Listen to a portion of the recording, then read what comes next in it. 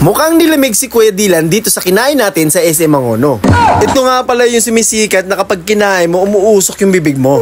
Dito lang natin makikita sa SM Mangono ang cold and sweet dessert na kilalang kilala. At sobrang nakakainganyo talaga ang itsura niya. At yan, habang piniprepare, nakakatakam na talaga. Yummy! Meron nga pala silang flavor na strawberry, chocolate, blueberry at saka caramel. At meron na tayong isang order. Ordering ang isa. Ano mga flavor nyo? Strawberry, chocolate, blueberry, caramel. Gusto ko yung chocolate.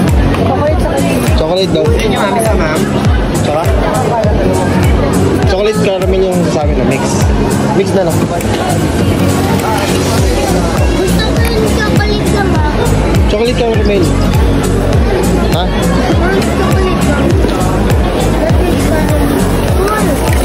What happened? So cold? Amazing.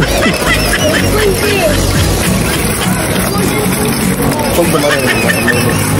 Grabe, sa sobrang lamig, takam na takam si Kuya Dylan. At tingnan mo naman talaga yung kaldero, usok na usok talaga yan. Oh, grabe ang usok, oh.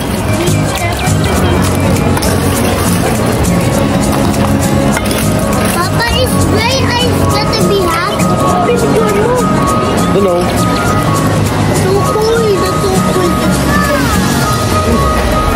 Okay, check. Thank you. Gusto yung chocolate naman. Gusto ko yung chocolate. Ano nagdali ko yan? Chocolate. Just listen. Hold it. Ayan na, wait. Don't do that. You have to do that. Dali na, Kuya. Oh. Kuya. Basic na. So cold.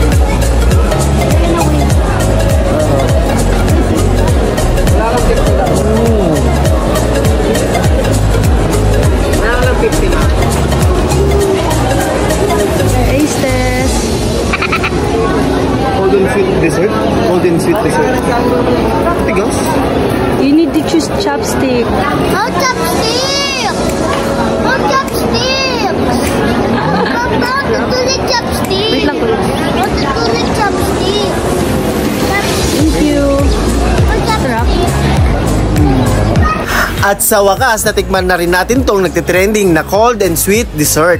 At pagkatapos yan, dumaretso tayo dito sa EO Executive Optical dahil meron nagaya sa atin dito na libre check-up sa mata at pinatingnan natin kung may grado na ang mata ni Yobu. Pati sumunod na rin tayo dyan at pinatingnan na rin natin yung mata natin. Sige po.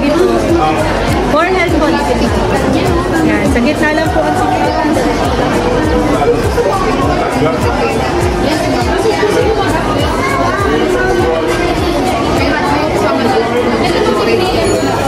Sad to say, meron ng grado si Yobu. 25/50 yung grado na nasukat sa mata niya.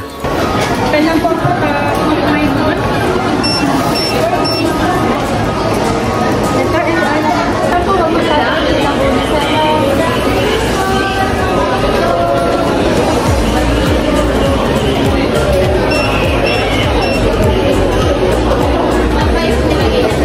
At nung ako naman yung binasahan at grenaduhan, sobrang tuwang-tuwa tayo kasi nasa 20/20 vision pa rin tayo.